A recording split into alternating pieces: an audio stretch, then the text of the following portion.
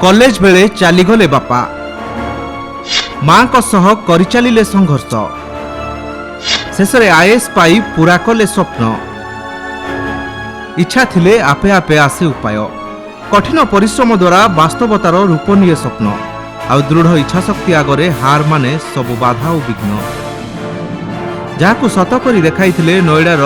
बरदा Khan UPSC परीक्षा से हासिल करिसेंती 18 रैंक आउ एबे से आईएएस ऑफिसर विश्वर सबुठु कठिन परीक्षा यूपीएससी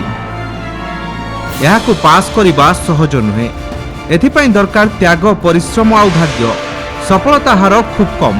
प्रति वर्ष 10 लाख रु अधिक पिला दियंती आईएएस हेले सफलता पाते मात्र 1000 परीक्षार्थी आ सफलतार रास्तार आसी अनेक झड़ आ झंझा जार सामना करिसेंती सेमाने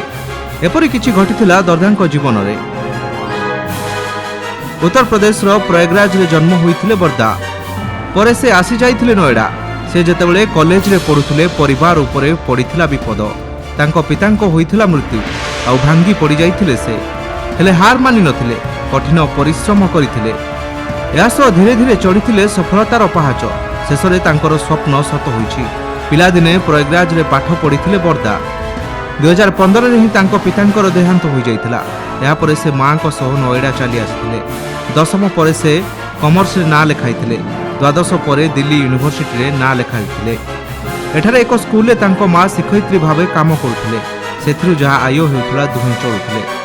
पढ़ा सरिबा परे एक घरोई कंपनी रे चाकरी करिथिले बरदा किंतु सिविल सर्विस परीक्षा पाई से चाकरी छाड़िथिले आ प्रस्तुति आरंभ करिथिले